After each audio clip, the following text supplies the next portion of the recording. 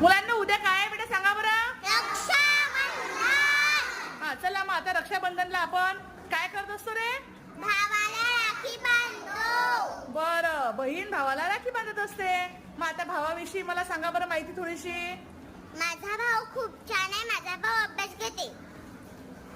माझा भाऊ मला लाड करते. माझा भाऊ मला मारते.